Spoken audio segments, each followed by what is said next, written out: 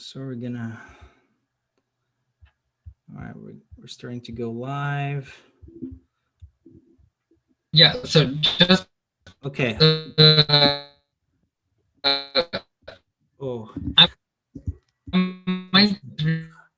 we can't hear you properly. Chat with pluses because my internet is bad. Yeah. Okay. Okay. I'm gonna write in chat. You know, something you might want to try, Lexi, is on your video, change the video filter so that it's black and white, because black and white takes less bandwidth. Or just turn the video off, and yeah, that will probably help too. So try Does it talking work this now. way? Do you hear me better when I turn my video off? Yeah, it seems to work better. Perfect. All right, so let's talk about dystopia tonight on the Philosophy Club. So what do you guys think about dystopia? Why are we so fascinated by dystopias? Why do we write so many books, make so many movies about it? Let's start the conversation that way. What do you guys think about it? About that? We're a bunch of pessimists. That's why we're so fascinated by it. But we're also fascinated by utopias. I mean, I guess it depends on our mood, right? Yeah, we don't really know how the world is going to be like hundreds or thousands of years from now. So we can only make sort of very rough guesses about the different scenarios that could happen. But yeah, I guess, I mean, a lot of people are just fascinated by science fiction, right? It's just interesting to theorize about all the different things that could happen. Oh, I see Lexi has his hand up. So he can put it in the chat if he wants. Yeah, I mean, can you hear me properly? Yeah. I think one of the reasons we are fascinated by both utopias and dystopias is because we have no political power, and we are just victims to our states and their decisions and what they do. And when we analyze the discourse and the way they're talking and what they're suggesting and the way the things are developing, we tend to extrapolate that into extremes, either the bad ones or the good ones. So I think the dystopias are all the ways that our governments can lead us to misery, as they have been doing for a very long time. I mean, if you look at climate crisis and growing inequality and so on. And I think it has been going on since capitalism, so since a very long time, at least 2 centuries. So we have grown fond of, developing these utopian / dystopian ideas of trying to find a way to get out of the system that we are forced to, live in, because we live in a state and we have no direct political power.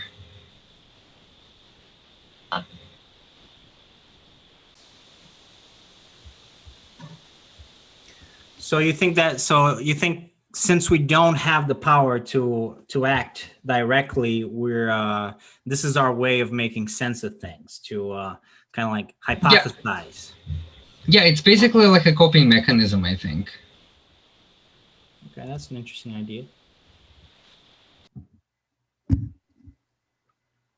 you guys agree? I mean, the other thing we could... Oh, go ahead, Dick. I think that one of the ways that we help ensure good things or encourage good things for humanity is by worrying so much about the bad things. Does that make any sense? In other words, not utopia, but good things come about because we worry about dystopia. Sense? So because we're worried about the bad things, we kind of like act in a way to prevent them. Ideally, yes. But they're cautionary Not in all tales. cases, but in some cases. They're cautionary tales, they're morality plays, basically. Which I think is very true of 1984 and Brave New World, were specifically morality plays about directions that Orwell and Huxley saw the society, well, basically England, of right around right before World War II was. And there's been a ton of them written about, nuclear war-induced dystopias, which is still the one that, in all honesty, I would be most concerned about yet, is that there some fool will push a button and that will set off a very bad day for everybody around the world. And then climate change is my second, probably on my list of existential risks, because as some of you know, I've been reading a lot of books about existential threats to humanity. And those are still my number one and number two concerns. Well, in the early 70s, there was a lot of good dystopian science fiction. I mean, that dealt with nuclear war or overpopulation. I mean, all the Planet of the Apes basically was, Earth was wiped out by nuclear war and the apes became intelligent.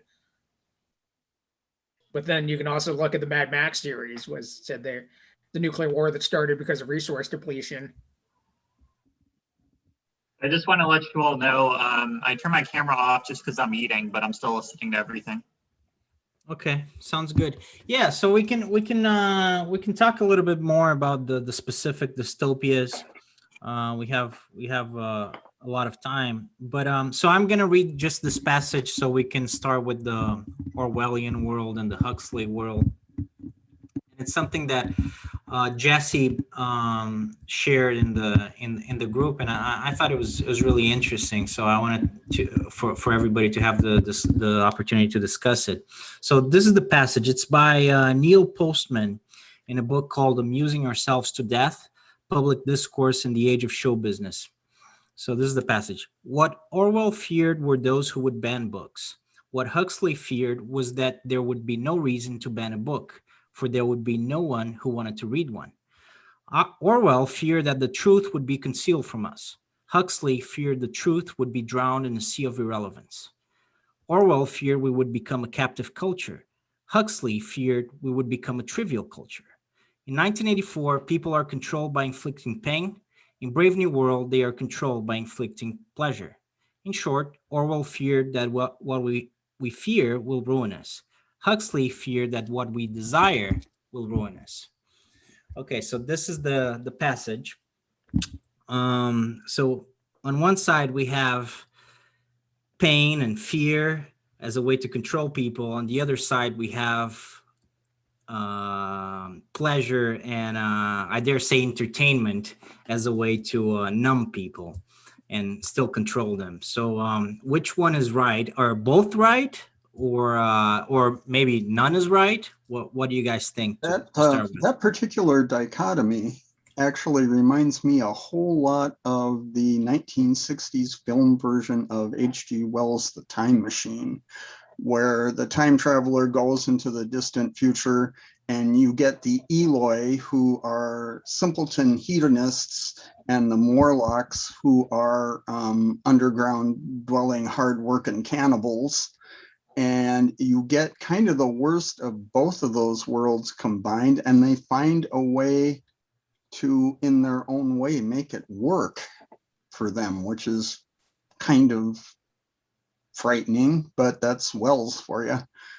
But so, and I think he dates by not a whole lot, maybe by 10 or 20 years, both of those, both Huxley and Orwell.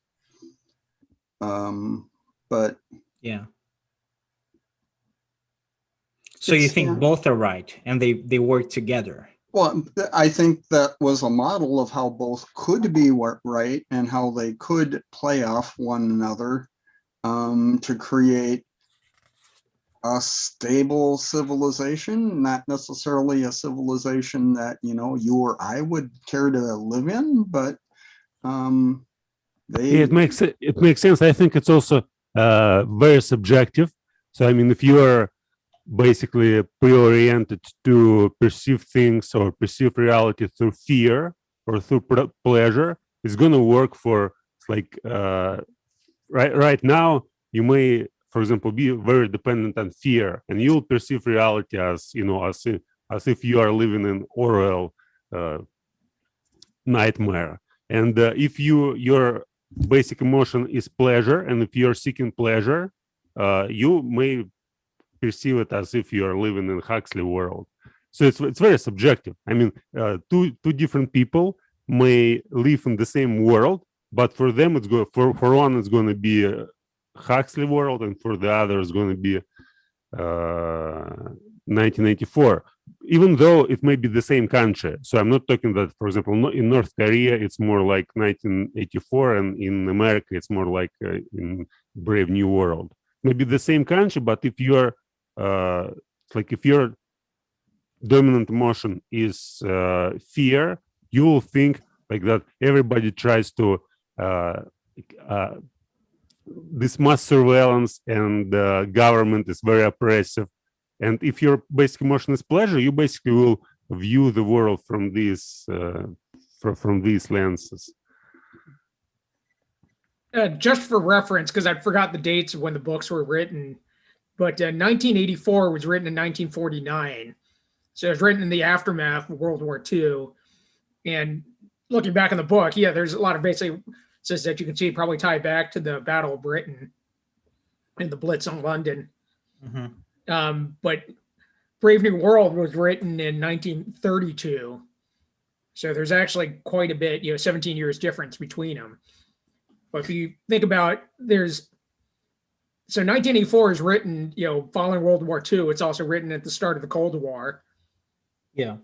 So when the real threat started to look like it was going to be Soviet Russia, and China was falling at the same time. And then Brave New World is written basically at the end of the Roaring '20s, basically at the start of the Depression. And there was a lot of stuff then about kind of this idea of the Gilded Age, which was 1890s, but also talked about 1920s, that there were a lot of social problems that were just kind of covered up. So it was released in 1932, but maybe the time. So I think that's why you said while he was writing it, it was probably more like during the Gilded Age, more before the Depression, right? Is that what you're saying? Yes. Yeah. I mean, that makes sense. That would make a lot of sense. I hadn't thought of that, so thanks for that, Sashir, because that would make sense, because both of them, if that is the case, and it's very likely that it's the case, both of them would sort of reflect the tendency, the historical tendency of the period they were writing this, right? Yes, that there's probably quite a bit of that to them. Yeah. No, I agree. That's a good point. That probably explains it a lot. Also, I do want to point out, and this is something that I didn't know until recently, until about an hour ago, because I was listening to some videos about these two books. I hadn't quite realized that Orwell. I think there was more or less a generalized impression that Orwell was writing against communism, or that he was a big critic of not communism, but he was a big critic of socialism. And in fact, I realized that that wasn't the case at all. I mean, George Orwell was a big critic of capitalism as well as communism, but he was a very opinionated democratic socialist. So he believed that capitalism, not only was it not the best system, he kind of like, he thought that for sure it would have fallen by the end of the 20th century. By 1984, he just didn't see it as a viable option for the future. So he was just, what he was concerned about was what kind of system would kind of like take the mantle of capitalism, and he was afraid that it was going to be a very oppressive collectivist society like communism or fascism. But what he really wanted was for democratic socialism to take the place of sort of like this aggressive form of capitalism, because he was, and part of that, just to contextualize a little bit of that, it's because he had. So he was born in India in the time of the British Empire, and he also worked in Burma as the police, as the imperial police. So he saw that colonialism was actually something like pretty bad, like what the British Empire had done to all these people. I mean, people lived in a state of oppression, and he didn't agree with that, but he had also experienced the poverty of capitalism in Britain, living as someone who didn't have a lot of money. So he had kind of like experienced both sides of it. So that's what kind of like shaped his vision. Go ahead, David. I think you know more about this than I do, but I have always, well, at least for several years, have had the impression that Orwell in particular, I don't know that much about Huxley, but Orwell in particular, although he was pro-socialist, he criticized the way it was practiced. So he liked the idea, but he didn't like the execution of it during his time. I could be wrong, but that's my impression. From what I remember about Orwell was, yeah, he was in India. He had experience with colonialism. He was against it, but he was kind of interested in the class struggle. And he had written essays about like the lower class, about working as like a dishwasher and stuff. But he was not happy with what he saw happening in the Soviet Union. And if you look at Animal Farm, it's very specifically a critique of the Soviet Union, and it's a fairly thinly veiled kind of look at, the Soviet Revolution to basically the death of Lenin.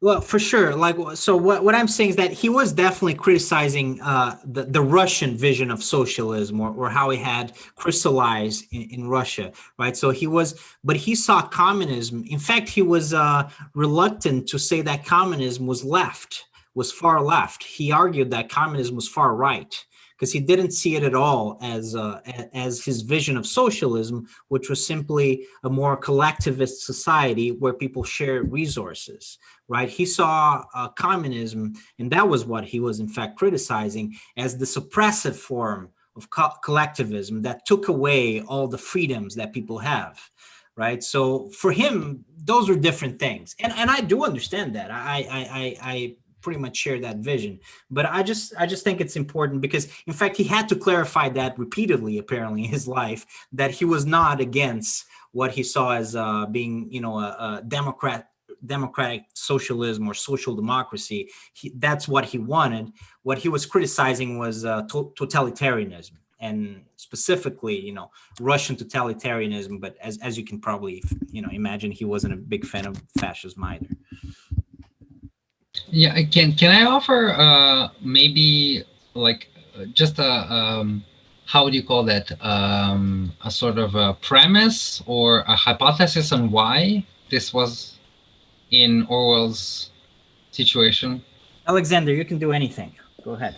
Yeah, thank you. So I think that the reason for this is that the way that Marx imagined communism is not the same way that the communism was. The Marxism and Marx's philosophy, like what I would call, there's a difference between Marxologists and Marxists.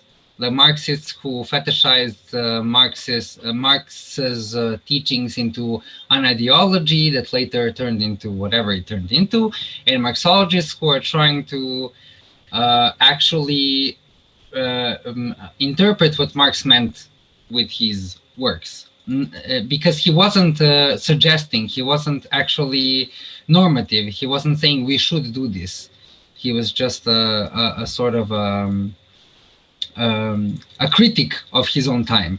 So I think what happened to Orwell was that the way that Leninist Marxists and like took over Russia, it was the proletariat, and it was still this social class, this imagined identity that wasn't really organic.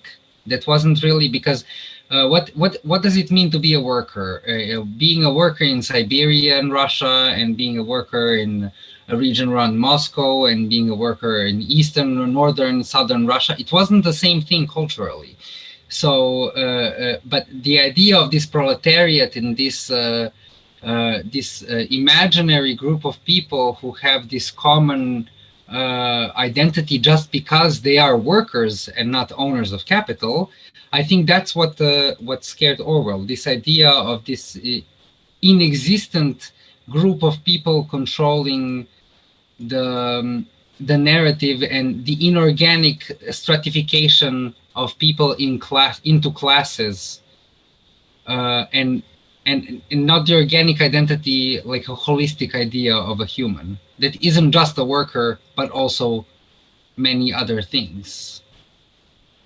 Does this make any sense, or am I being too vague and too No, it makes complicated to understand? it makes sense. It makes sense. Right. Yeah. I think Orwell's critique was, I know, I get what you're saying, was that the idea of the Marxist revolution was to overthrow the idea of classes, whereas it just created a new class structure. So like an animal farm, all animals are equal. Some animals are more equal.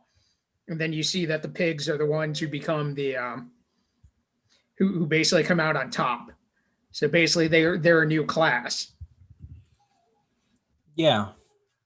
Yeah, so it's this idea that if you are born in certain social conditions, you will essentialize certain personality traits. You will be a certain way because you were born in certain conditions, which I think is, I personally think is ridiculous, because I mean, I am a child of a certain liberal kind of allegiance, and I do think that social mobility and people changing class and changing social conditions and changing their identity should be possible. So just because you were born in certain conditions does not cement you in that kind of space, and you are allowed the full freedom to develop yourself in any way you want. It's not just what you are condemned to be. Yeah, for sure. But look, Sashir, when I read that quote, just to go back a little bit to the Huxley versus Orwell thing, I actually thought of you as well, because you've said this a number of times, right? That you think that this is the reality we're in now is more Huxley than Orwell. So and in fact, that's the position of the what's his name, the Neil Postman. Yeah. He's basically arguing that at least in the West, because I think Vladimir made a good point. If you're in North Korea right now, you might have a very different idea about this, right? 1984 looks very realistic if you're in North Korea right now. But for most of us in the West, Huxley, it seems that he kind of had a better notion of where the future was going to go. I wanted to say, kind of piggybacking on what Vladimir said, for different people, I think it can be different. And not only that, for the same person, but in different situations, it could be a little both. So I haven't really felt this way lately, but in some corporate environments, it has they kind of manage out of fear. And it's you have to act a certain way, you have to talk a certain way, you have to use the corporate lingo, and if you don't, they can, I don't know if it's punish you, but they can make your life very difficult if you don't sort of comply with their way of acting. So, and that's not all corporate environments, but some it can be like that a lot. And also it's sorry, go on, Vladimir. Yeah, and also it's kind of, there are lots of conspiracy theories, and if you just allow this idea to go in your head, you may just, again, live in America, but you may believe that there's everywhere surveillance, government is suppressing, like Big Brother is watching, and even for now, you may just believe in something that may be completely ridiculous, but if you are dependent on fear, and most of like what you were fed in from your childhood was like obey, fear this, whatever. You may just take these beliefs and these ideologies and still, like, even if you live in West, you still may just live in 1984. So 1984 may be pretty real for you right now, even though like it's not real for everybody else. I mean, in Russia there are many people who believe that it's like who are oppressed by government, and there's no way to say anything. We are all, if you say something against the ruling class or regime, you will be immediately put in prison. But in reality, it's not the case. Everybody may say whatever they want, and they're like, of course, if you have a big platform, like if you have 5 million subscribers on YouTube and you say something against Putin or against the regime, probably you may have some problems.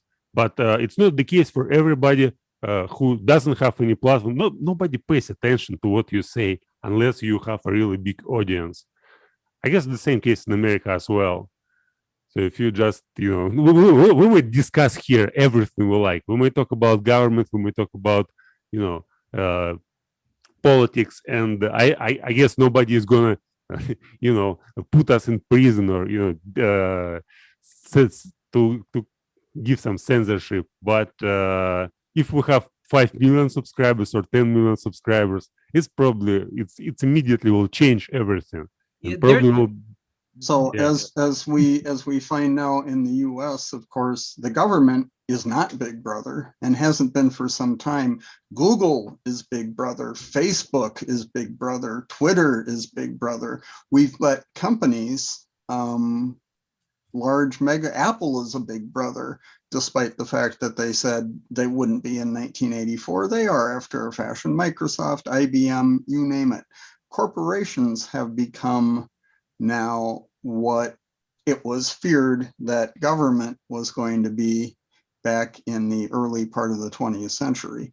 And behind corporations, there may be some Illuminati or Frankfurt School, any sorts of ideas that may just Yeah, but the good question here is whether governments are actually in charge or whether corporations are in charge, and they are de facto government, and government is just the jure government, just playing a part of the government, but in fact it's the companies that are actually governing the society. Well, in both cases, ultimately it's the people who let that happen. So I am not prepared to let myself or other citizens off the hook for these things having happened. I think that, and I may be a little bit off here, but if I could summarize what I'm hearing, I'm thinking that some businesses and institutions are run by myopic assholes that have a perverted view of their responsibilities. Only some? Well, there's shades of I'm gray. being conservative. Yeah, there's shades of gray. Like some environments are like really brutal, and I get the good thing is you always like, if you can afford it, you have the option to leave and try something new. But for some people, it's like they, at least psychologically, they feel like they're ruled out of fear. You know what I mean? Yeah. Well, we can look at another dystopian novel, Neuromancer, or kind of the sense of that governments no longer have control in human, and basically it's just corporations and globalization that are running things. I'm not familiar with that one. So can you give us a little bit like in fact, I think I've read it, but a long time ago, but when I was a teenager, but can you give us the premise for that? Yeah, I read it quite a while ago too. Basically it's the novel where the term cyberpunk came from.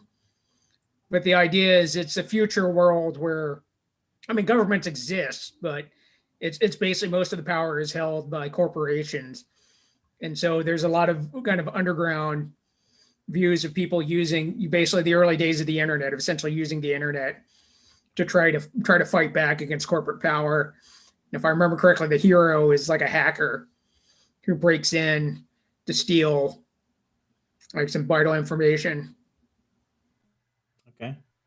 But William Gibson is the author, and he's a pretty influential guy. So a lot of kind of science fiction that we've seen since is heavily influenced on William Gibson, like The Matrix is heavily influenced from Gibson.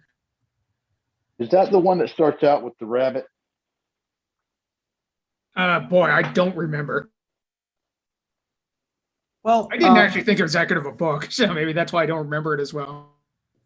yeah, I mean, one thing that you guys kind of said it, but not really. The fact that maybe, you know, first of all, yes, depending on the setting, I think it's interesting, Michael, how you said, well, maybe not in our everyday lives, but if you're in a corporate setting, maybe you might feel that you're in 1984. And yeah, I mean, I can certainly imagine that, even though I'm not in that world.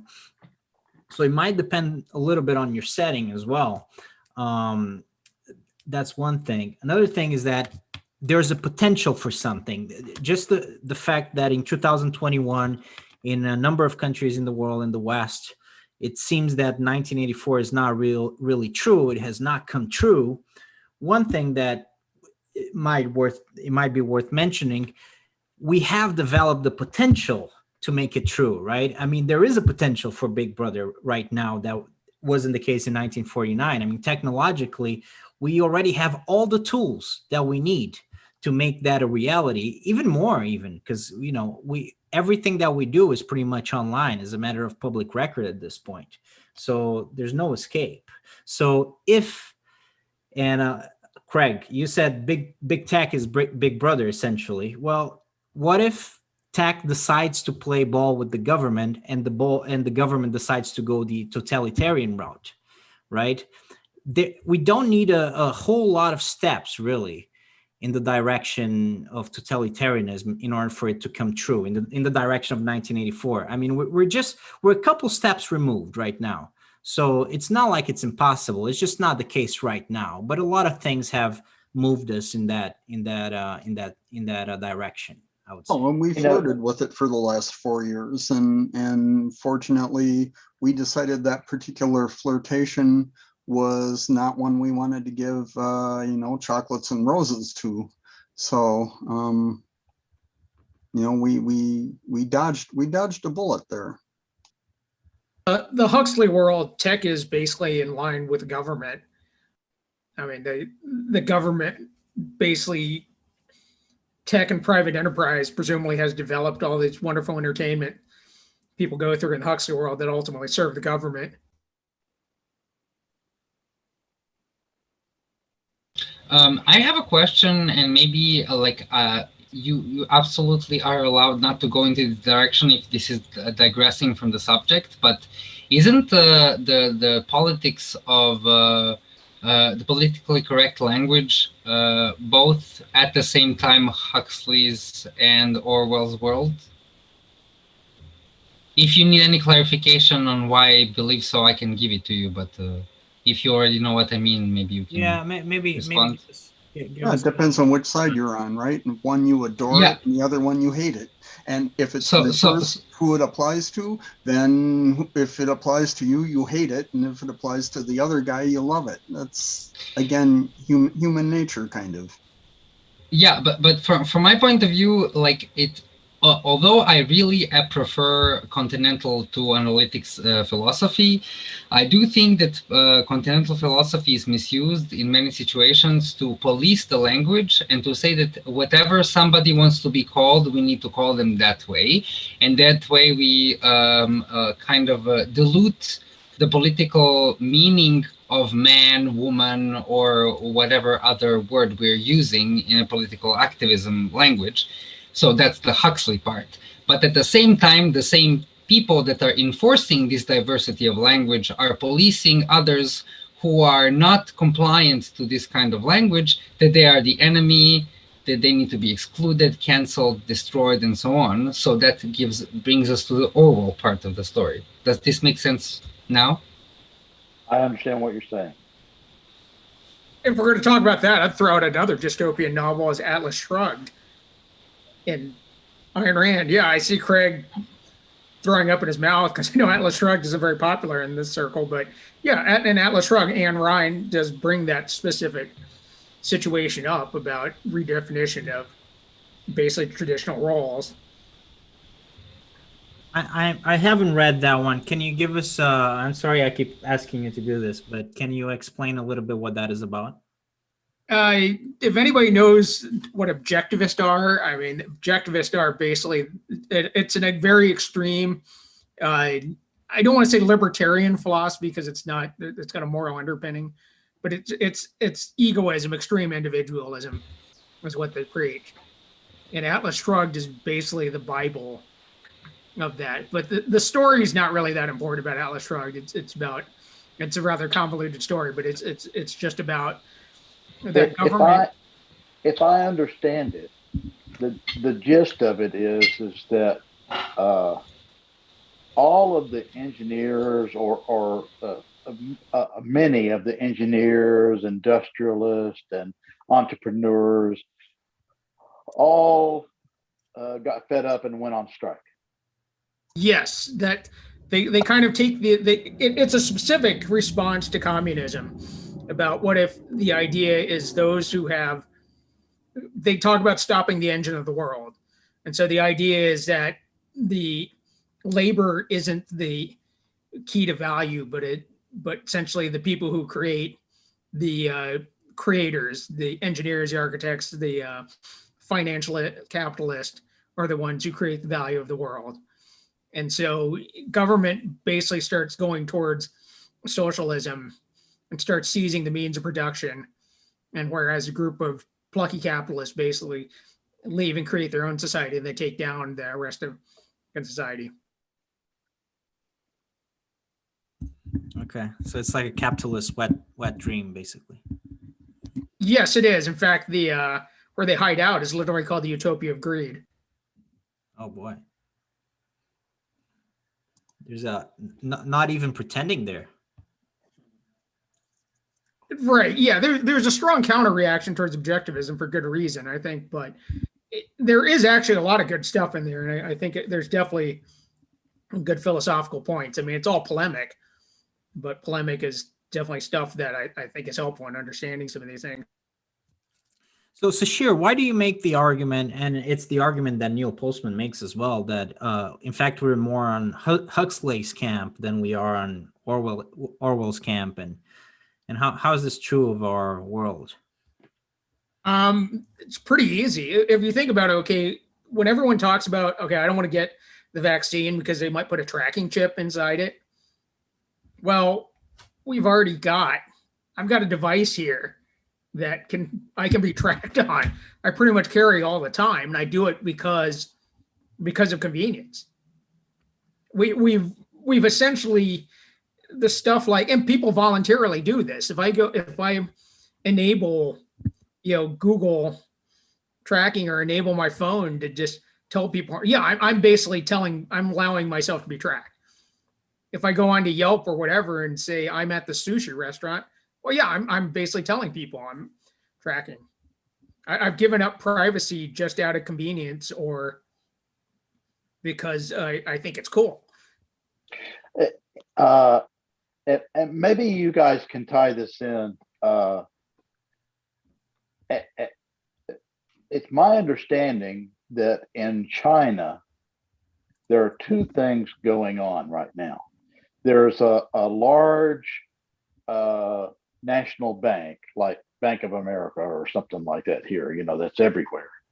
And they created an app for a smartphone that allowed customers to apply for a loan on their phone. And what was not readily available as information to users was that one of the APIs that this app exploited on smartphones of various flavors was to collect information about how often the person charged their phone. And so there was not cause, but there was more than adequate correlation between people who didn't charge their phones regularly and people who were more likely to default on their loans.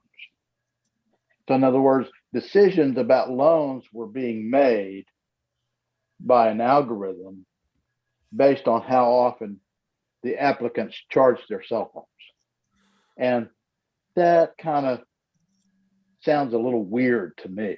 But piss poor software is what we call that in the industry. Yeah. The other thing is that I understand that China is toying with a social credit kind of situation where, and maybe some of you guys know more about it than I do, but it's basically it's like an episode of Black Mirror, where people say they like you and your status in the community as a whole and in the government is based on your social credit. Yeah, that's already happening. I mean, the Chinese are far ahead in terms of what they're doing. I mean, I saw this thing once where somebody it basically had jaywalked, and next day he got an email saying he'd been fined, and his Weibo, which is like their version of Apple Pay account, the fine had already been deducted from it.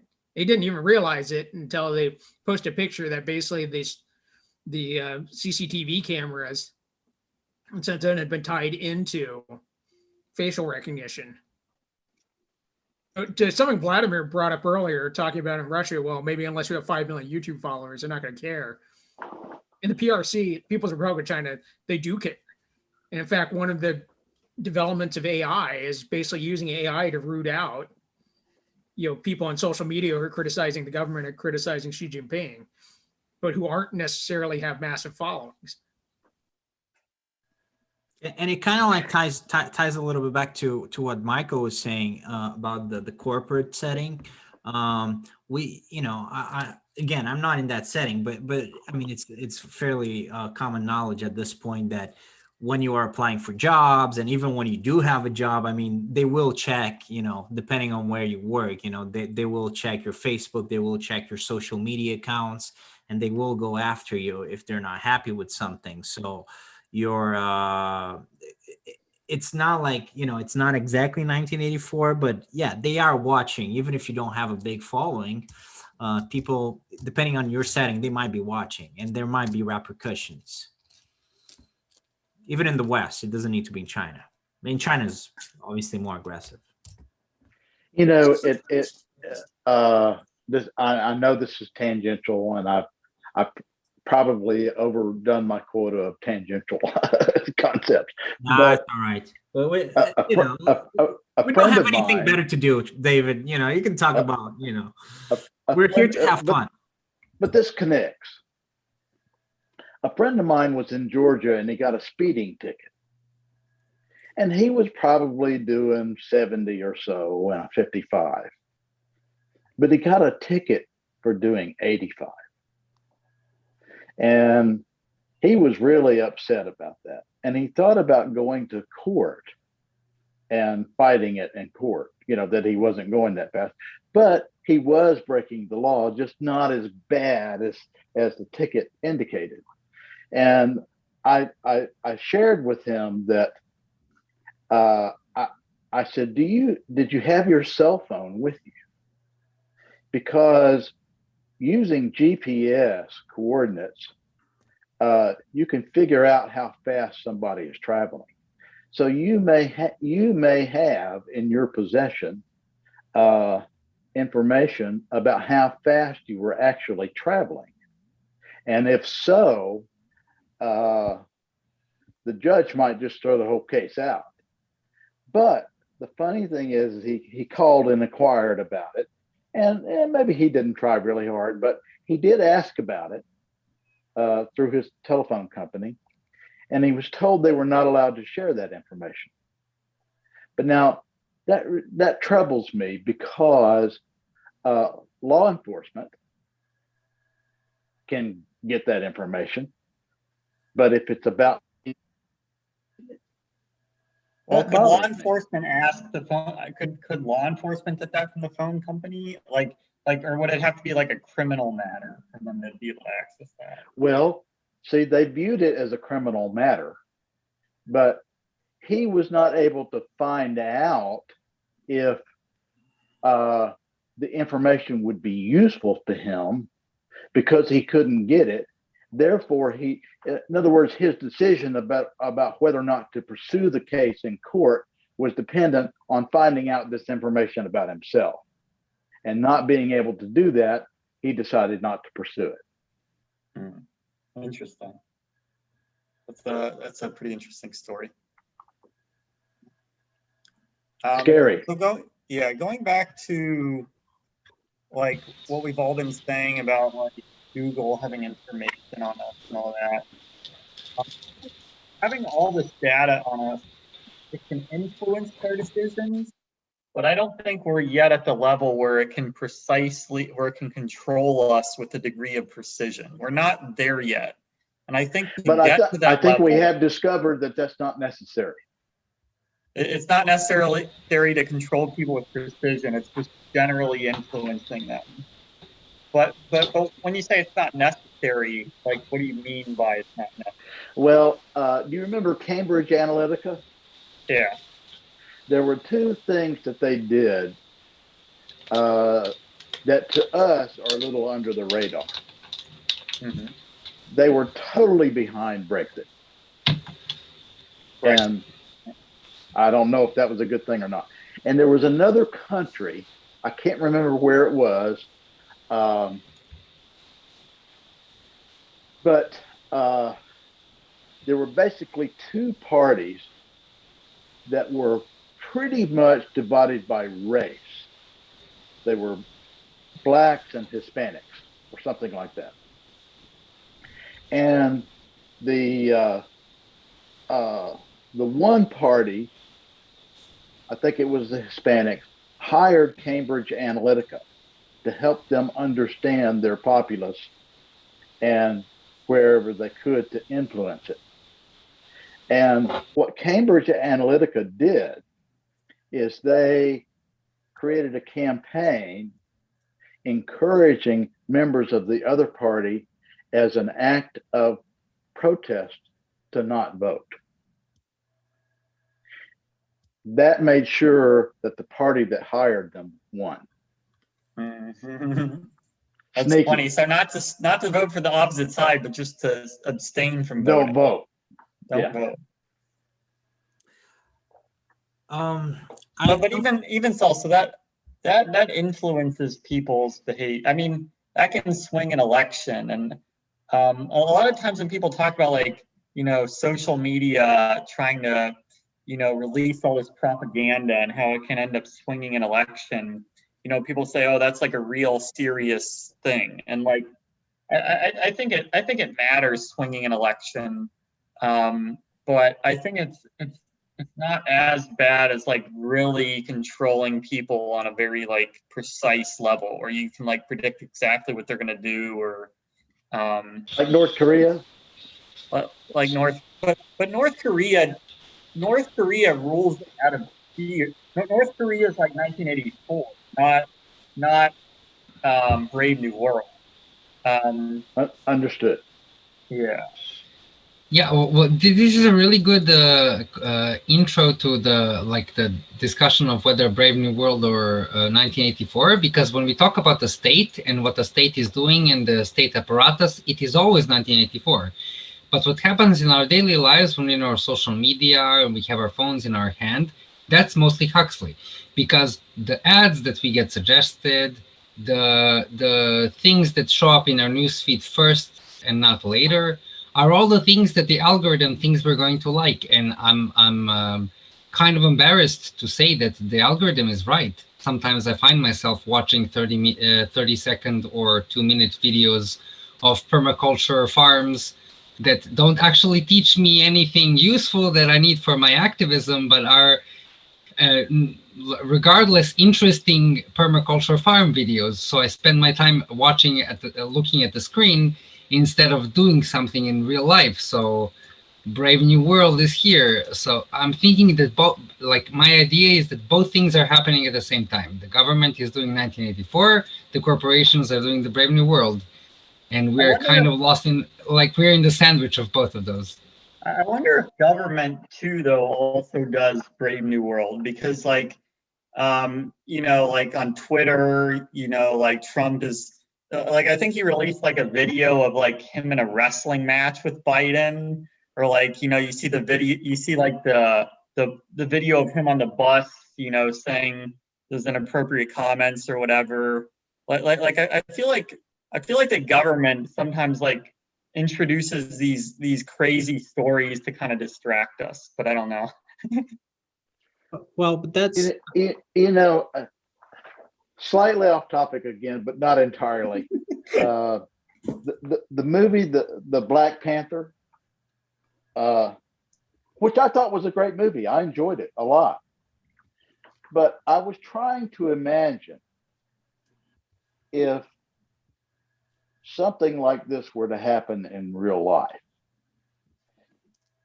Do we think it's a good thing that a monarchy rules a country and they have advanced technology that they keep secret from the rest of the inhabitants of Earth, and they decide their leadership based on a fight to the death? Well, I don't think that's happening. Two things, because I remember hearing you say that in one of the previous videos, and here's what I thought about that, is that first of all, the point of that story was to say, no, it's wrong, and this is how you fix it, and that's what they did, and that's what that movie was kind of about in some respects. But the other thing is, of course, what you just described, I think, was 19th century Great Britain, in a lot of ways, and they were in that position, and eventually they fell out of it. So I mean, it doesn't last, is I think you're correct. Lesson there. I mean, that's my perspective anyway. I think something that I just going back to that passage, something that I think, well, just in the beginning of the passage, I think something that is really prophetic and that I can definitely see happening today is just the first sentence. I think it's spot on. What Orwell feared were those who would ban books.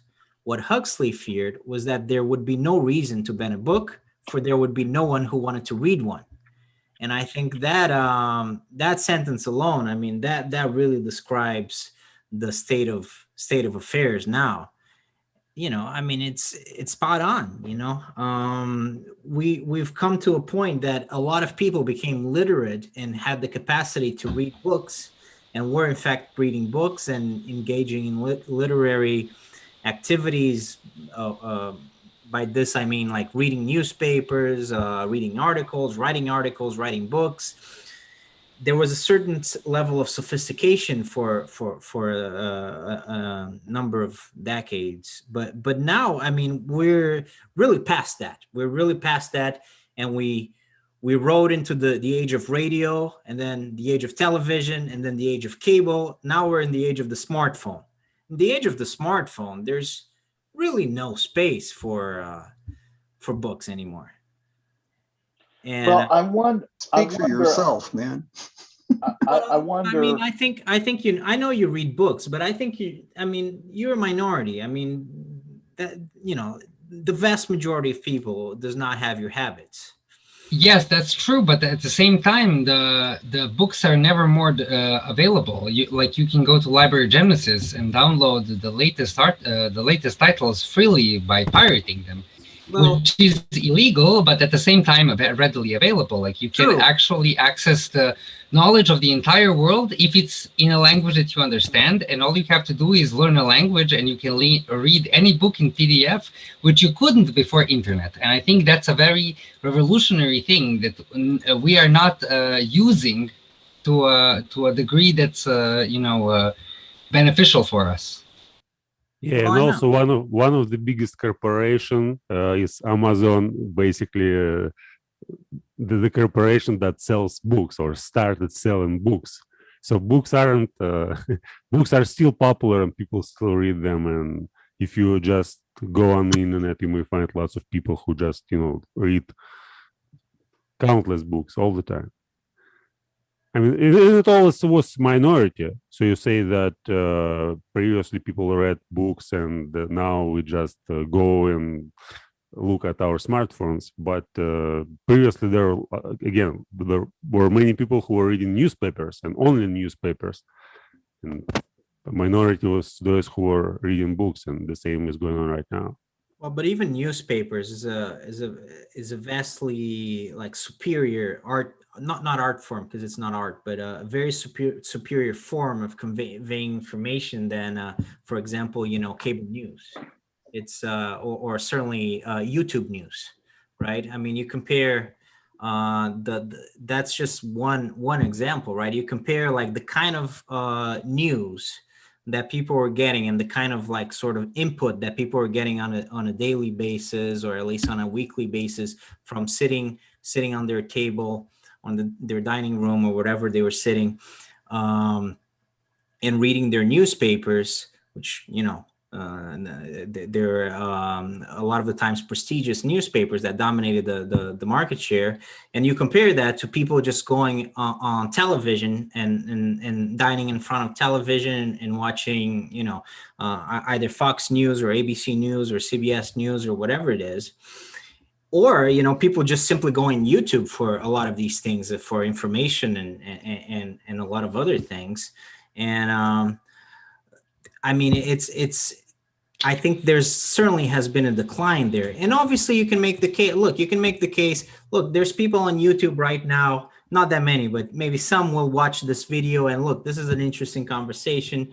I think, people are thinking about things. Yes, they are going to take something from this, or if they're watching other videos that, people are trying to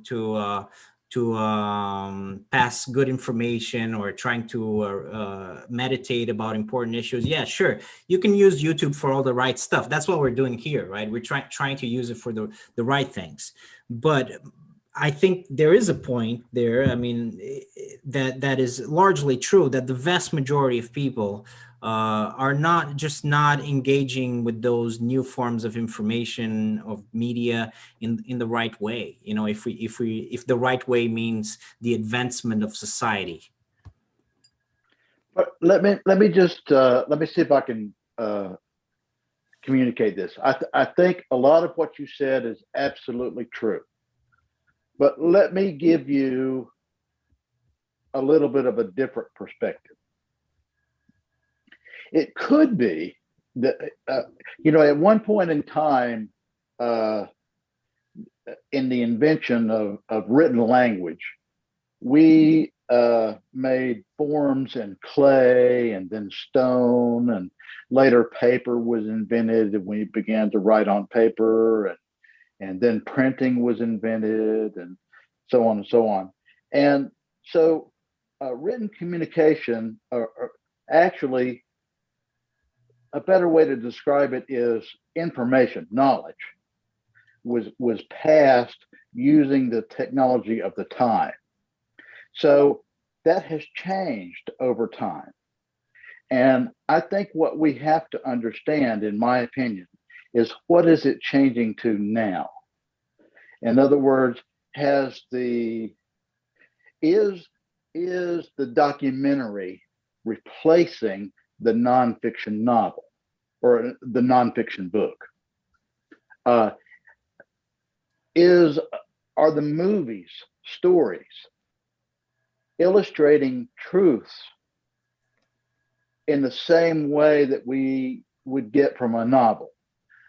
Maybe not in the same way, but valuable nevertheless.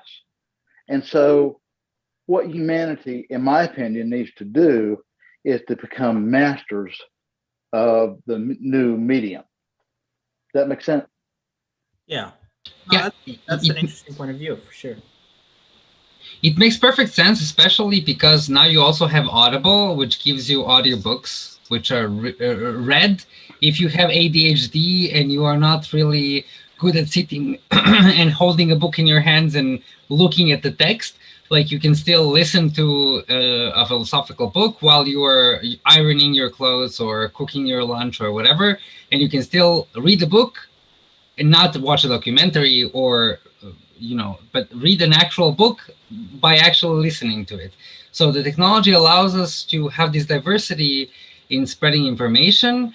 The problem that comes with it is also that the information is not necessarily knowledge, and that there's also a lot of quote unquote misinformation or opinions that are not scientifically checked, referenced, or proven. And that makes also, like, to come back to the topic of today's discussion, Huxley or Orwell, it brings us more to the Huxleyan side, like where everybody is entitled to have an opinion and they do not necessarily have to justify it with facts and data. So, yeah. I'm just wondering, at what point in time did the quality of information in written form plummet? Did that precede the internet? The question is whether it actually existed in the first place. Right. I mean, yeah. Yeah, I think there was one of the dialogues of Plato where Socrates criticizes writing, saying that people rely upon writing too much. Writing has kind of made people's thinking shallow. So sure it has plummeted so much. Why do you think that it has plummeted? Well, I'm just trying to respond to the point that was being made as I understood it. That's all. I think one thing to think about is we're kind of idealizing the idea of books, yet books, I mean, not all books are about, weighty issues like history or philosophy or science. I mean, there's a lot. Let me put it this way. People wrote books and articles about crappy stuff many, many years ago. And I am the first to admit that there are some things that I get from books that I don't get from watching a documentary or a fiction movie. And there are some things I get from watching those that I don't get from a book. Is that fair? Absolutely. Yeah, that's absolutely fair. Yeah. It kind of goes back to the thinking fast, thinking slow model, where you read books are thinking slow. Consuming audio and video is thinking fast. And thinking fast is not just emotional reflex responses. There are other ways that one thinks fast, and there are other ways that one thinks slow. And that's why I like books, because I like to think slow. Well, tortoise. It's always that, yeah, the book is better than the movie. Yeah, I mean, we don't. It's not necessarily. There is a. If you're going from a society that reads books and reads newspapers, writes articles, I think that form of communication in general and acquisition of knowledge, I think that's a superior form than what came after, and certainly than what we have now. That doesn't invalidate all the good things that we have now, because we certainly have good things. I mean, just this alone, the fact that we can have a podcast, we can talk about these things, we can get together, even though we're not in the same place, have discussions that interest us and listen to things that, are similar, and that we acquire value from. I mean, all of those things are amazing. So I think that all of those things are true. Like, but the question, essentially that I'm asking is, or that the author was asking in that passage, or that what he was stating is that in general society has deteriorated in this sense, and a lot of what Huxley predicted, that we would be sort of ruined by our desires, has in truth come to pass to a certain extent. And that doesn't really mean that everything else is true or is not true. But as a general, as a general rule, yes, I think we have to acknowledge that there is an element of that, and the interesting thing to talk about in this discussion is like to what extent this has happened, and ask the questions that we are asking right now and trying to answer them, trying to make sense of it. But I think we are really fooling ourselves if we don't think that there has been that to some extent society hasn't deteriorated intellectually, because it certainly has. Yeah, I think I want to go back. Last sentence. Sorry, Michael. I didn't mean to interrupt. People can't really even like engage with each other like they used to. They have to look at their smartphones in every minute or every couple minutes. I mean, the fact that we're having a conversation now and we're just focusing on each other and what we're saying, and we're this kind of flow. I mean, this is not. You go to a restaurant, people don't even do this. They look at their smartphones half the time. So. I'm sorry, Michael. Go ahead. Oh, no, it's all good. But yeah, I was going to go back to what Lexi said about the state kind of is more like 1984. I think that's starting to change because, like, if you watch the presidential debates, like if you watch the debate between Trump and Biden, the whole thing was like a soap opera, right? They were each just calling each other names, just shouting, like. It's almost it's almost like a form of entertainment, right? Politics has sort of become a form of entertainment more so. So I think that's starting to change. But you may watch it or you may not watch it, right? So I mean, it all depends on you. I, for example, don't watch presidential debate, and I don't really like in terms of entertainment. I basically don't watch anything. I don't watch comedy clubs. I don't watch some, shows where they're supposed to make fun. Though I watch lots of philosophical lectures and I find them entertaining. So when I watch some professors at Yale or MIT or wherever, it's funny for me. And for like what Bruno said about like this whole social thing that in general, we live in a world which is more like, shallow or whatever. It's like, again, it's all personal. When you grow up, when I was a child, I remember I didn't like to read books. When I was 6 or 7, I liked to read books. But then I went to school, and in school, I basically unlearned to read books since I was surrounded by people and culture where it was kind of believed that you may get all sorts of valuable information through interacting with people and watching TV. And I was thinking, oh, that's cool. When I watch TV, I get like easy access to information and I can understand everything they talk about, about everything. And when I read books, it's so slow, it takes lots of time, and it's hard. And I didn't like to read books. But then when I grew older, I realized that reading books is like Craig says, so it's basically like slow way of thinking. You understand better, you process information better, you learn more. And I realized that I came it was kind of my personal evolution. So I realized now I can read books. Now I understand that it's better. And the same about the whole, about all people. So you at some level you understand that books are more valuable than TV, and it's not about everybody. It's about when you grow to this level, you may get benefits from this understanding and from this knowledge. But if you don't grow, it's your personal responsibility to to get rid of your phone and start getting information. And it's not in general the whole thing about that government or society or some corporations try to make you dumb or stupid. It's not. It's just a part of what's going on. On the other side, they try to educate you. They try to enlighten you. Again, like Lexi point that there's lots of all books are on the internet. You may read everything. It wasn't available 10, 20 years ago. Books were more.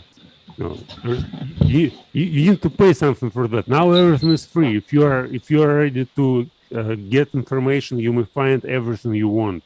You don't need to pay anything. And it seems that, again, it's like more personal than just some our beliefs in society. We try to say, oh, now we're getting dumber. But if you go and read books in every age, every generation, there are people who advocate that, we're getting dumber. Like it starts from ancient Greece when the same sheer points like Socrates and Plato discussion about writing. Yeah, writing is bad since it steals your memory. Everybody could remember Homer, like the whole poem of Homer before, but now since writing came, you write things down, you don't remember anything, and it's not a good thing. We are getting worse, but in reality, again, it's not the case. Well, I'm too vague, I guess, but I'm just trying to sum up all thoughts of which I had during this. If I understand what you're saying, are you saying that it really doesn't, as long as we get good information or good insights, it doesn't matter whether we read it, hear it, or see it, as long as the information is good. No, it's matter, but the point is, it's like your personal evolution. It's not, you can generalize and say that on a social level, now this is what's going on, because it's only your perception of society. You don't know exactly what society is. And if you evolve, if you grow, you may get access to all sorts of information which you need, and through books or through, I personally believe that TV, for example, is 99% useless. So you can't get any information from TV, but you can get information from the internet. Totally unlike published work.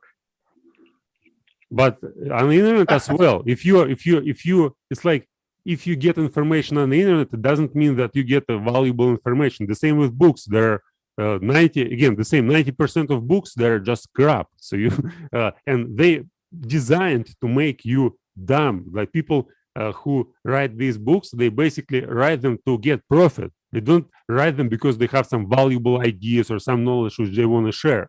It's basically another form of business, right?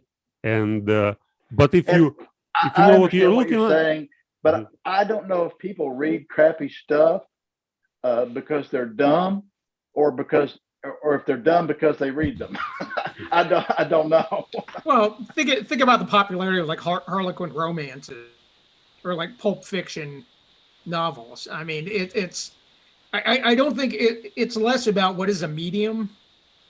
And I think it's like Vladimir said, it's more about the quality. And I think this idea that somehow we've gotten dumber because of the internet, I'm not exactly sure that's true. Our culture is getting coarse. I mean, I'm not sure either. I really don't know, but I do know that all of my life, magazines that cater to the shallow and ignorant and uninformed or whatever have been on display in the checkout aisle at the grocery store. All of my life. Occasionally you'll see something there that looks interesting, but usually not. Now, one of the things, I don't know if you guys know this, but publishing companies buy that space. And that is one way that they have an influence over culture, in my opinion.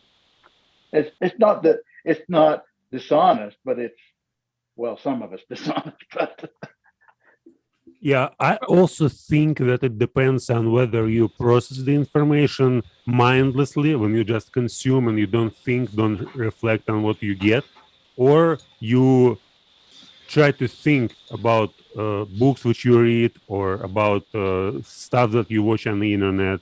So by thinking, I mean, you just, okay, I watched this movie. Why did I watch it? What it makes me, feel? How, like, what was the idea? The same with books. Like, why did I read this book? What I got through it? What the author? Why am I watching this bad shoot 'em up bang bang for the fourth time? So I think what Vladimir, I guess there's this competition where on the one hand, we're thrown so much information. On the other hand, we try to, maintain an awareness, understand what's happening, so that we're not overwhelmed with all information. So it's kind of like a battle, right? The question is, will it ever get to the point where we're no longer able to win that battle? I guess right now we can put up a fight, like when we see some crazy ad or something, we can maintain a self-awareness, like, okay, I understand what they're trying to do to me. They're trying to get me to buy that thing, blah, blah, blah. But will it ever get so sophisticated that we just can't win that battle? Well, to a certain extent, I understand what you're saying. To a certain extent, if we look at if we consider for a moment advances in communication technology, we went from the telegraph to the cell phone, radio, and the TV, and the internet, and all of that. To me, we're not going to be able to stop that. I mean, realistically, advances in communications technology have been going on for so long. The train has already left the station. We're not going to be able to pull the brake. It's going to happen. And so, to me, even though I still find tremendous value from reading books and all of that, for the quantity of consumption of the masses is going to continue to gravitate towards television and the internet. And to me, our success as a species depends on people with good ideas mastering that medium. Yeah, if I can add to this, I think it's really important to understand that, yes, absolutely, the technology is here, and we are, in a sense, victims to this technology, in a sense that it's here, and we are kind of forced to use it, because if we want to stay connected, we have to have social media. Nobody can survive without internet and an email account nowadays, even though 30 years ago it didn't exist even. So there are these revolutions that we have to adapt to. But what coming back to books that I didn't read, but I still heard a lot about, I think both of them deal with the loss of individuality and loss of freedom in society, not community. And I think that both main characters from both books deal with this being alone. The only sentient being in the book that understands what's going on around them. But this conversation that we're now having proves that in real life it's not like that. Like, you have a lot of people who are willing to question things and to talk about things and to stay quote unquote awaken to the what's going on around us.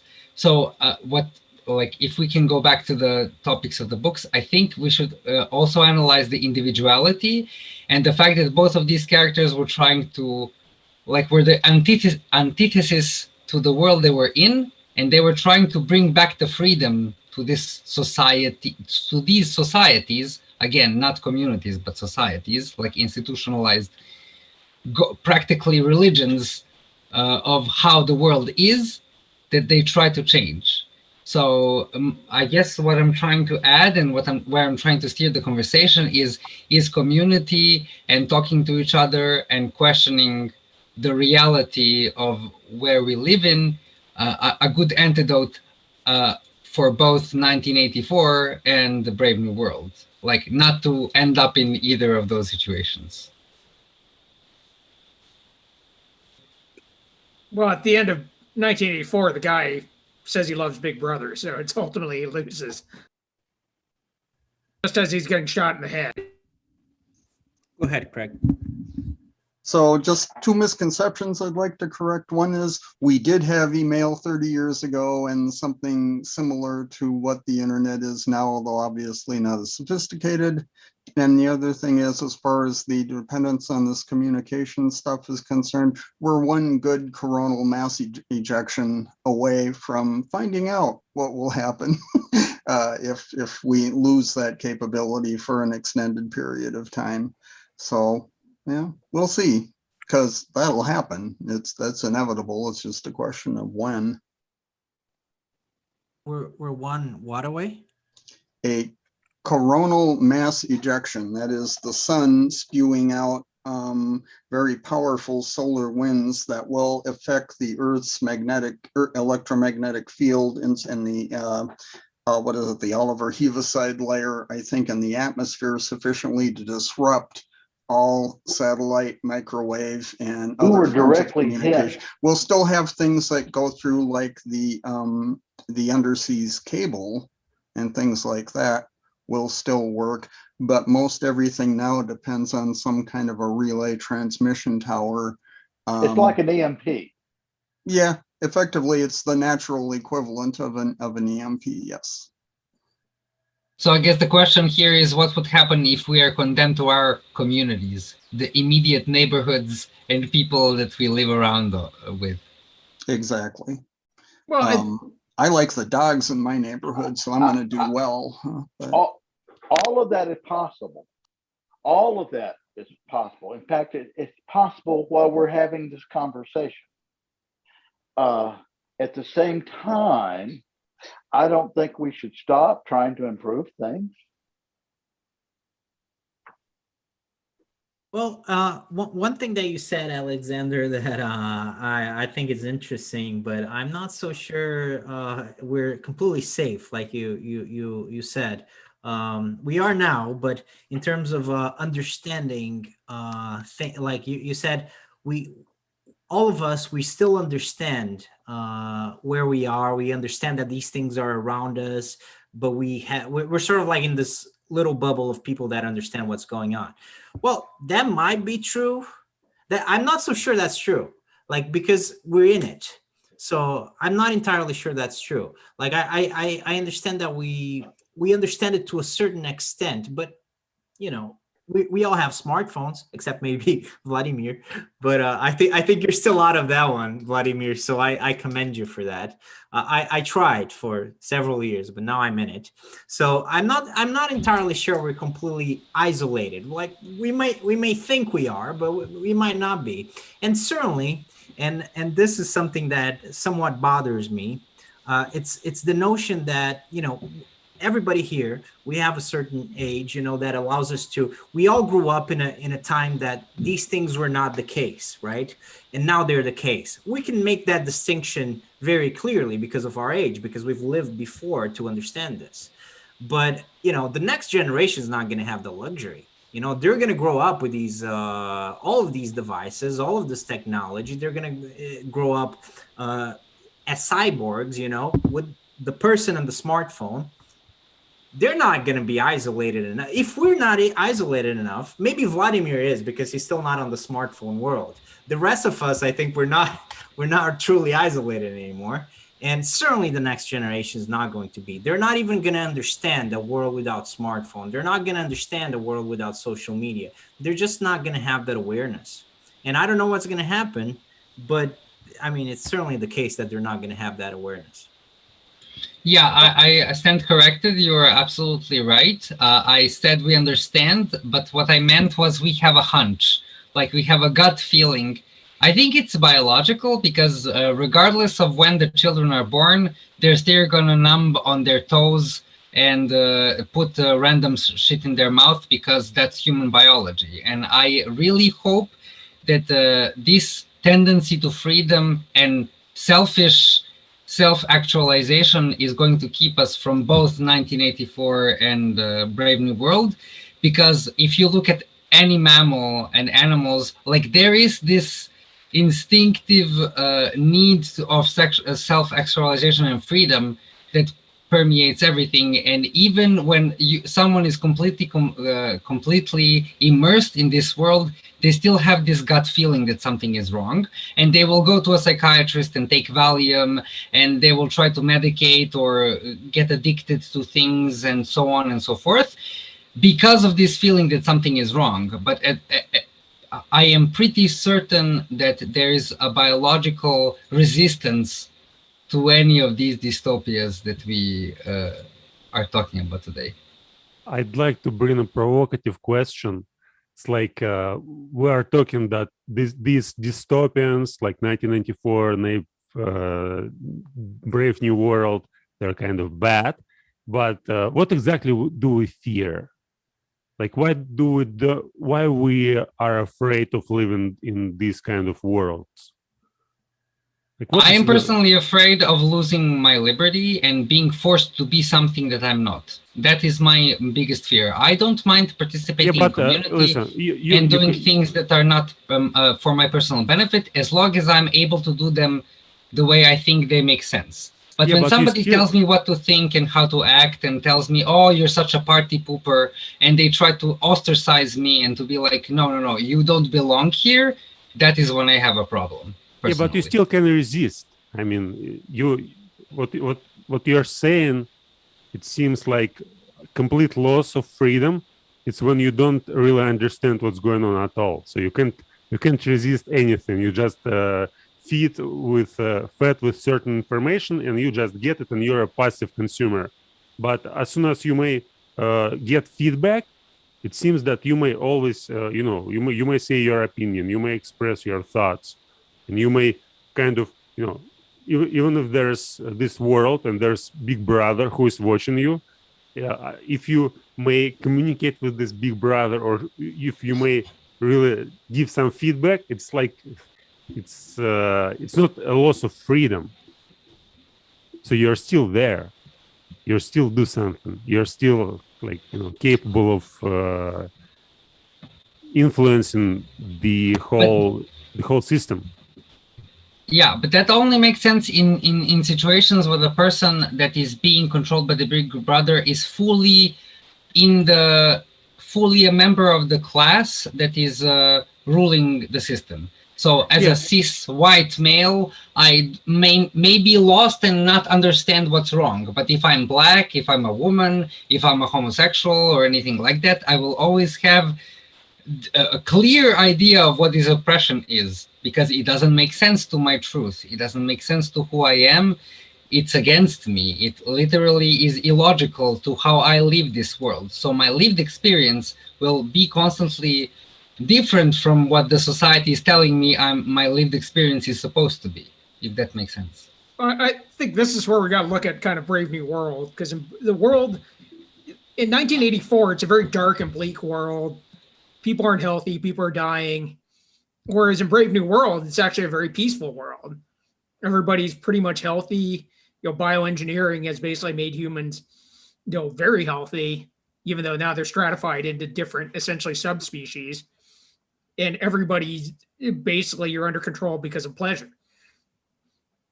I mean, in many ways, the 1984 world, from a physical standpoint, the Brave New World, is actually a pretty nice world. I mean, it's where everybody's peaceful. It's at the end, though, where the protagonist essentially asserts that, well, humans actually like pain. I mean, the end of Brave New World is a guy whipping people, and people enjoy it. I mean, you can decide, well, is that better, really? That maybe it's just being human about wanting to be whipped and suffering? Or is it, or should we have this nice society?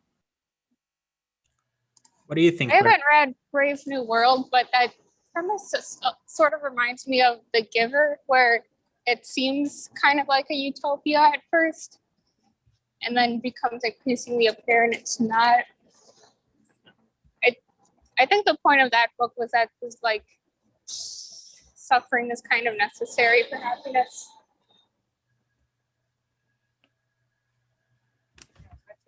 The question is it suffering or is it struggle?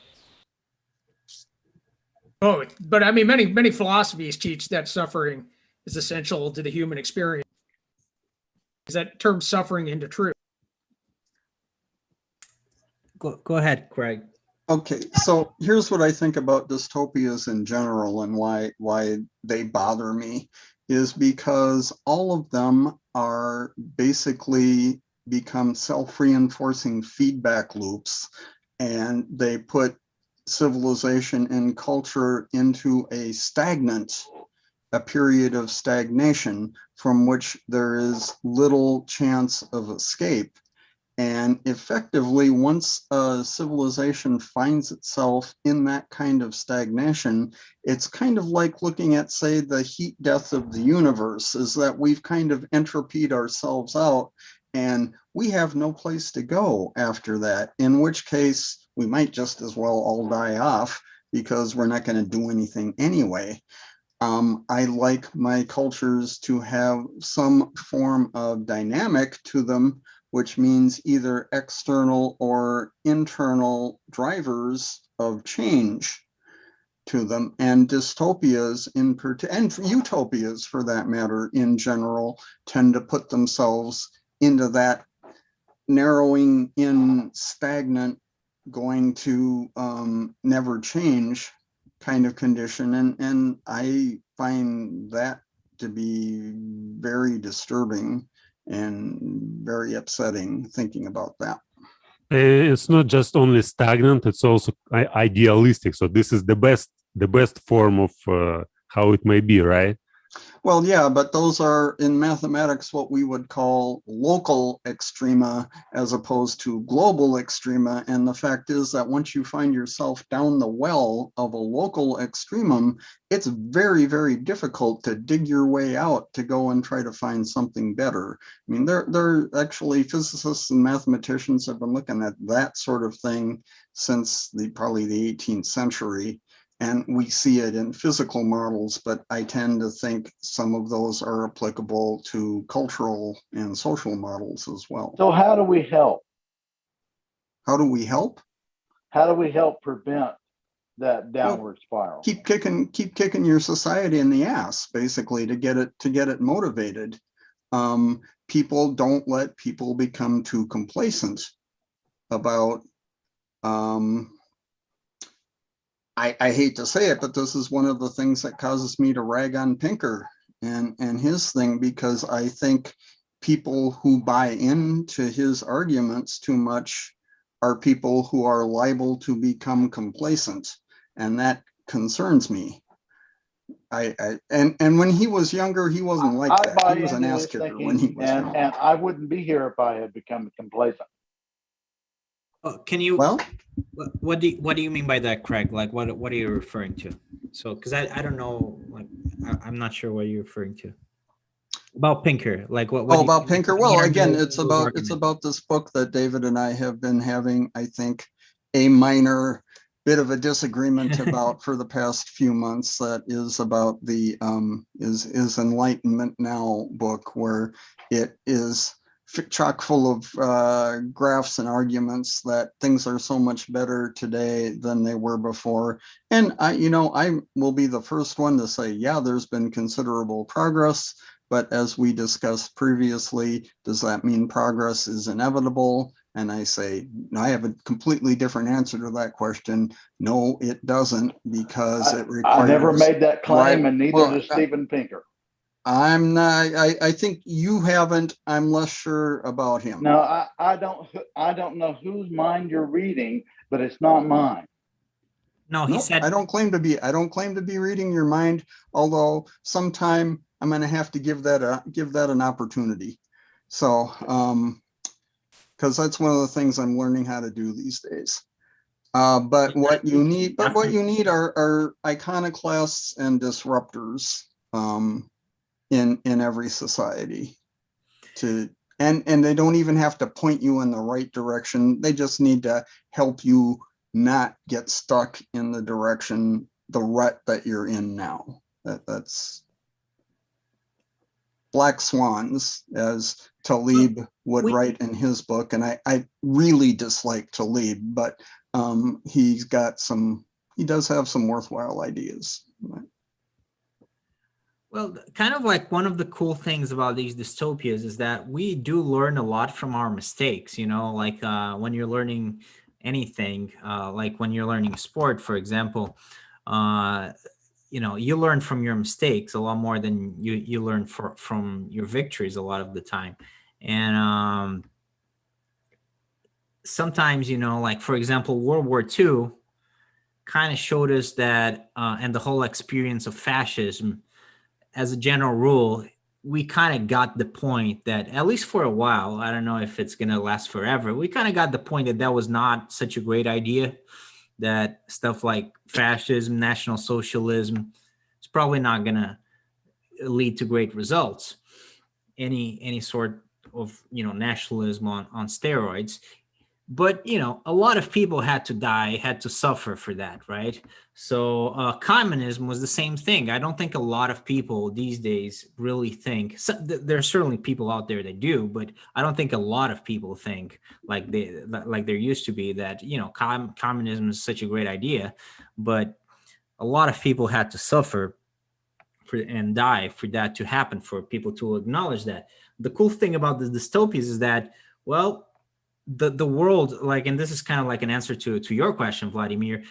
I personally, I don't want to live in a world that looks like 1984. I would certainly dislike it a lot. I mean, the world that Orwell is presenting to us, is the reason why it's so bleak and so terrible, is because he's trying to make a point. He's trying to make the point that, this is not a world when you're always watched, and when we lose our individuality, is not a world that we want to be in. And that's the value of the book, that people are still discussing it, including ourselves to this day. We didn't have to live through 1984, right? But we are all familiar with it, and we can learn from the experience in a way. And same thing with Huxley. I still think that for the West, Huxley is a little bit more of it describes our world a little bit better. But we also, and this is like replying to Sashir real fast. I think Sashir, we like always, like, we don't really take these pills all the time to make us happy, but there are other things that have replaced these pills. In fact, some people actually do take pills, like it's on the rise, the Valiums and everything. You go to psychologists, you get, or psychiatrists, and you get a happy pill. So people can get their soma if they really want to these days. But just the world that we've created of entertainment and constant filling the voids of the smartphone, and all the constant input that we're getting to soothe us, that is our soma today, right? That is our soma today. But people don't really want to have pleasure all the time. Being happy, and this goes all the way back to the Greeks, like being happy and being pleasured all the time are not equivalents. That is the problem with Brave New World, right? Other than the fact that we also completely lost in that world our individuality. But it's also the problem that, being pleasured all the time does not equal being happy. We need something else. Oh, Yeah, it's not just about pleasure, it's also about comfort. Being comfortable and being happy is not the same thing. It doesn't necessarily have to be pleasurable, at least it's comfortable. Yeah, it's really interesting. This kind of reminded me. So there's this new kind of movie called The Cinema of Excess. So I don't know if you guys have ever seen like the movie Wolf of Wall Street. Yeah, I'm sorry, sorry. Lexi. Yeah, I guess it's my internet. It's just that I was saying that being comfortable is a bigger problem than being pleasured, in my opinion. Yeah, I was actually going to talk about a genre movie called The Cinema of Excess. So if you guys have ever watched the Wolf of Wall Street, how many of you have seen that movie? I have. So yeah, it's about like, a super rich guy that buys everything he wants. He buys all the drugs he wants. He can get any sort of prostitute he wants. He just any high he can get, he can buy it and he'll pay for it, right? And all this stuff just kind of mentally makes you exhausted. Like when you're just constantly, trying to indulge in every possible pleasure. At the end of all of it, it's like your brain kind of just crashes and you just kind of feel like depressed. Yeah, I'm not sure if The Great Gatsby is like that. I read it a while back, but maybe it is. But yeah, the human brain isn't designed to take just unlimited amounts of pleasure. At some point, it just crashes and dies, kind of. But yeah. That reminds me, there's something I've heard of called a dopamine fast. I don't really remember the details, but you're supposed to like abstain from pleasure for a while, I guess, and it's supposed to be good for you. This is a problem with drugs, with like heroin and stuff, because it increases your dopamine, or it blocks one of the things that kind of takes out the dopamine, and you start getting descent. That's why you start needing it more. How you become physically dependent on it. Interesting. Oh, something's going on in the background with Carolyn. Anyways, Bruno, to your point about capitalism and totalitarian societies or Nazis, fascism, whatever. So when we are living in this state, as far as I can tell, so you may you don't know that you are living, for example, in a bad in a bad society when you're like under this rule of fascism or communism, and we now have this experience. So we may say these types of society, they're evil or bad, but not now the current state of affairs, like liberalism, for example, all dominating liberalism, we're living in it. So we can't look at it from kind of distant point of view. And probably what's going on now, it's from some higher perspective, it's as bad as communism or fascism, but we just don't understand it because we are just part of the system, and we think that this is what's going on is good. This is better than it was under other regimes. But probably like these dystopians, it's basically the way how some people try to envisage the future and see how this system where we are in, it's like it's also almost the same evil system as every other system. So I mean, the whole this idea that liberalism is a better form of social organization than communism or nationalism. It's like when we are in the system, we can't actually say. So we need to have something to compare to understand it better. And since we have these crashes of nationalism and communism, but we haven't had this crash of liberalism yet, probably, we can say that liberalism is good, but probably in like 2020, like in 2050 or 2090, whatever, we'll have the same, like some new ideology will pop up, or maybe it's not going to be a new ideology. Maybe we'll have like massive nationalism again, or massive communism, and we'll like live in a society where liberalism is going to be considered as something like terrible and evil, and we will say like, look, people like they were living for 200 years, 300 years, but then there was massive ecological disaster or some other source of disasters, and and like all liberalism led to that, and liberal like not just billion, like half of population were killed or whatever. They created a golden, this golden billion, whatever, and killed all other people because they believed in liberalism, and this was what liberalism was supposed to be. Well, I think we are in a crisis regarding the liberal world order, and I think fascism has not been, the idea of fascism certainly hasn't been defeated. I think we've seen in the last 10 years a rise of several strongmen, including in the US. It just happens to be, we have to have, our systems are still a little pretty much robust, but if you consider, and sorry, Vladimir, I don't want to get you in trouble, but if you consider Putin, or if you consider Erdogan in Turkey, Bolsonaro in Brazil, obviously Xi in China, I mean, we're seeing a rise of strongmen.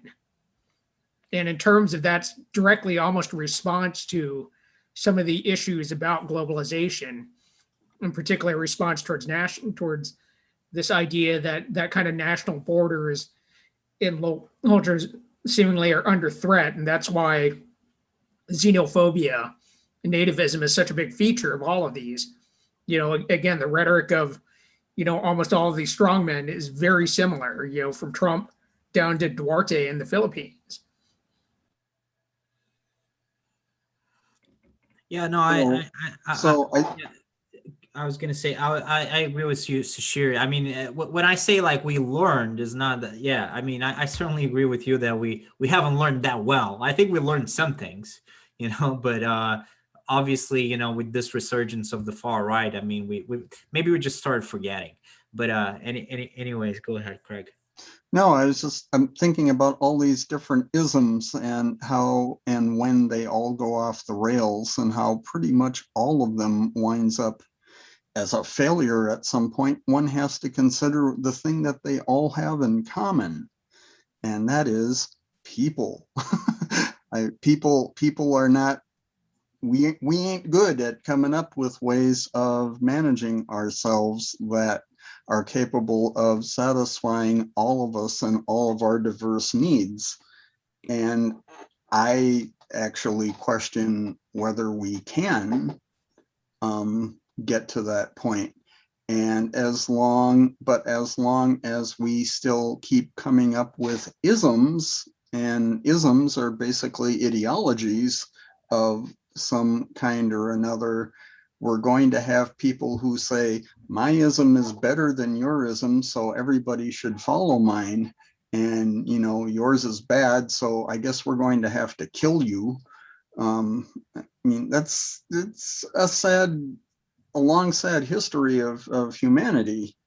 And that's why if you want to call me a cynic, feel free, although I tend to use cynic in the sense of Diogenes rather than in the sense of the modern day interpretation of cynic, but because I'm basically a dog.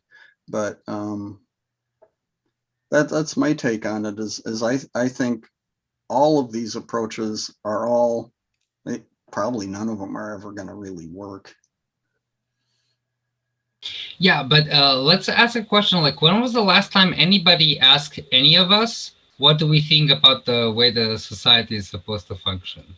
They never asked me. I never had any say in how I want to live and what I think the institution is supposed to look like, and what I want the police and the army to do, and what I want the bureaucracy to, how I want the bureaucracy to be organized. There is absolutely zero control and political power that individuals have outside of voting in most of countries in the world right now. Well, any individual doesn't have power, but if you operate as a group, I mean, you can certainly, there's the vote, you can even using your purchasing power, can still make decisions that affect that. I mean, one of the ironic things I find with some of the latest kind of things about many of these Republican politicians criticizing corporations for engaging in the woke culture is that's actually shows that basically how culture is changing. I mean, Delta and Coke aren't criticizing Georgia's voting laws because they actually believe it. They're just doing it because they realize their customers believe it. Was it Lexi that was talking earlier? I have a Lexi on my screen. Yeah, it's me. Oh, okay. Yeah, I understand what you're saying, and I just wonder. I don't know how to express this. I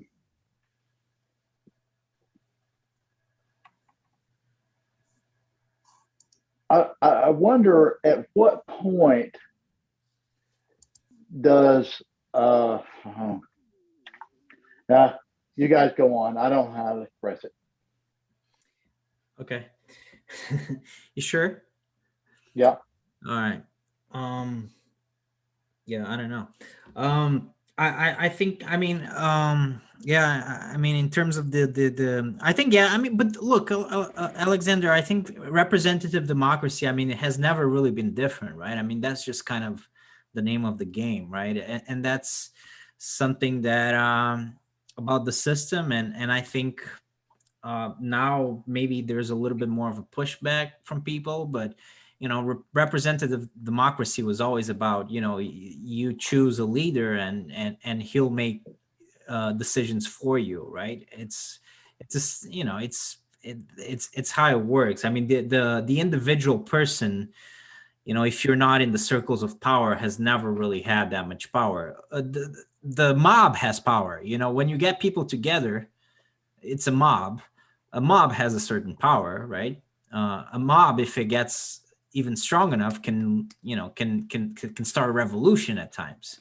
Look, the Trump people and the QAnon people, they wanted to, I don't know if they wanted to, but they were kind of like, they went to the Capitol, and it was sort of like a little pathetic coup that didn't really go anywhere, but it could have gone somewhere. I mean, that's an example of a mob doing something. But the individual has never really done anything.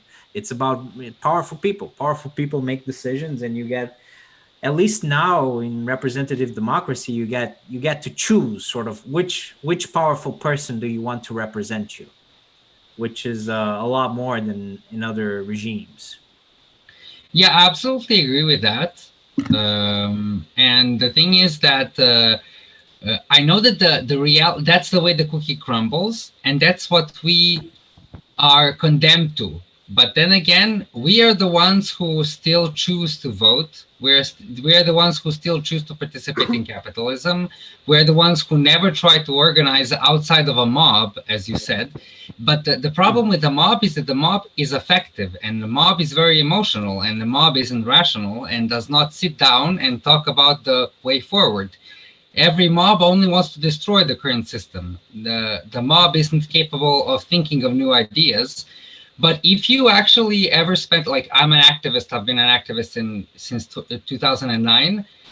And if you actually go and spend time with people that you're trying to help in relatively quiet and calm situation, not in a mob doing a protest when people are throwing tear gas at you, but while, for example, you're helping them clean their neighborhood, or you're holding some kind of workshops, they will tell you very smart things and they will have very useful insights, but nobody ever asks them any questions, and nobody ever wants them to participate in the decision-making process.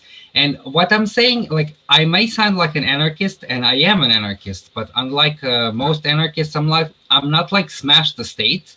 I'm like decentralize the state. Just let people on the local level choose for themselves and try to think up of creative solutions themselves. And do not come and say like, hey guys, we know how to solve your problem. And the people are like, wait, you don't even know what the problem is. You're just, you just have your opinion about what we need, but we actually know what we need, not you. That's when the villages got urbanized and the agriculture became industrialized and all these things. I'm sorry, I'm like digressing now, but nobody ever asks the people anything, right? And people isn't stupid. People aren't stupid. It's just that they're not even motivated to think. They're just motivated to follow rules. And then we ask ourselves, why are people not politically active? Why are people acting stupid and so on? Because people are never motivated to have opinions and to, think themselves, right? Alexander, I got a question for you since you're French. What did you think of the Yellow Vest protest? Yeah, I'm Serbian, but I live in France, and I was here for Yellow Vests, and that's the exact. It's not really mob, but it's a smooshed. Like you had extreme right and extreme left, but both were on the liberal side of things. So you had liberal left and liberal right fighting against the state together. It's very weird as a thing, because as long as you don't talk ideology, people focus against the government. But the moment you start mentioning ideology, people start separatism and they, start in-group fighting and so on. So that's why I also I agree with Craig that isms are a problem, because when we're talking about isms, we're getting lost in ideas and some abstract things and not actually concrete lives of people. Guys, yeah, it's 9:13, so we're kind of like at the end of this. Next week I would like to talk about utopia, so like the reverse side of the coin, and we can talk about it at least for a little bit, at least the beginning, sort of like instead of imagining bad societies, imagining good societies. And we can look at fiction for this, and we can also look at in general, like political projects or the aspirations that people have, sort of what you're talking about right now, Alexander, how to make society perfect or close to perfect, like, and if that's really something that is possible. So we're actually, we start touching on it, but we can continue next week. But before we end, like I always ask you, like, do you guys have any thoughts that weren't expressed that you guys want to talk about still? This is going back to a lot earlier in the conversation, but someone said something about there being a correlation between how often you charge your phone and loan payments or something. Mhm. That's David. Why would those be correlated? I guess people that charge their phone a lot, maybe they're like responsible people or mindful people. They want to get ahead of it and make sure their phone doesn't run out of battery, so they're always prepared. Whereas someone who doesn't do it as often is kind of less mindful, or and maybe for that reason they'd be less likely to pay back I don't know, their debt or whatever. Actually, I probably assumed, perhaps incorrectly, that what happened was that this bank, whatever their name is, actually looked at their successful loans and their non-successful loans, and were able to use this app somehow to see a correlation. I don't know if that's what happened, but that's what I thought.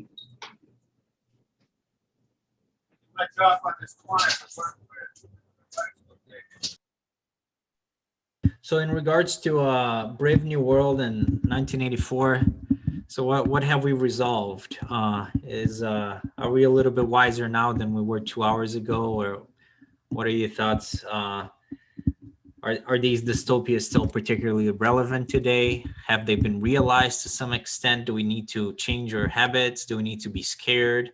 Do we need to not really care, like Vladimir, and not in a bad sense, but everything's sort of like relative, or what do you? Well, do you if have we any take final them, thoughts? if we take them as cautionary tales, then I think what we come away with is we still need to keep our head on a swivel and keep looking around to make sure that those things don't come to pass. Whether they have come to pass now or not, I think we can probably safely say no. But can they come to pass? Maybe. And how do we keep them from coming to pass? Well, we first need to be aware of them so we can look for them and keep them from coming to pass. And that's what this does, is it raises the awareness in our minds that if we put our heads in the sand and don't look around at things, things are going to happen to us rather than us doing things for ourselves. Generally, you have to be aware of a problem to avoid it. Yeah, I think you guys are definitely right about that. I agree. That's how you avoid it. Well, we've been talking about dystopias in terms of government control, but I think there's another dystopia that's possibly more likely, and that is a dystopia of a breakdown of society into factionalism, and I think that's a real worry.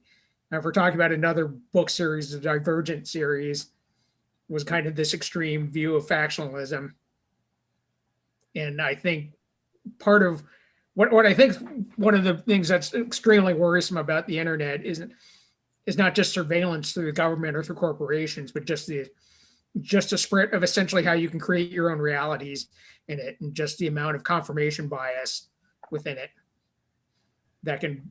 And I think that's definitely a dystopian society of just where there's no real an agreement about really what is society now, where it's just broken into factions, is one that I think Silo.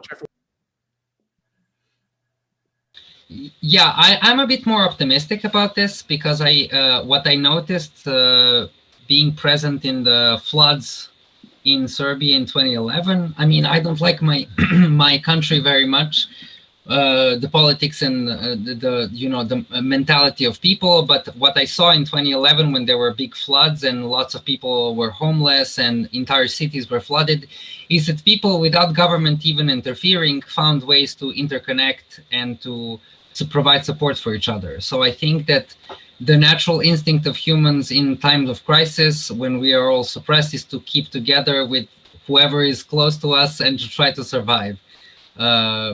So I'm hopeful that we are going to fight both of these dystopias through communalism and working with people who are around us, regardless of their ideology, regardless of their race, nationality, or whatever. Like, if we want to survive, we have to count on each other. So what kind of government is there in Serbia now? Well, it's like what people usually like to call Serbia is like the India of Europe.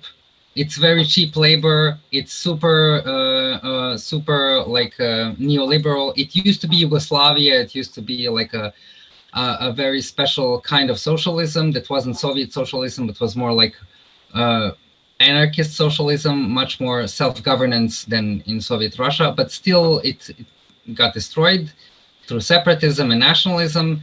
And now we have neoliberalism. We are in good relationships with China, Russia, and European Union. We are the second most vaccinated country against COVID in Europe because of these situations. So it's like it's practically a buffet for capitalists. Come to Serbia, invest, and you can exploit our workers whichever way you want.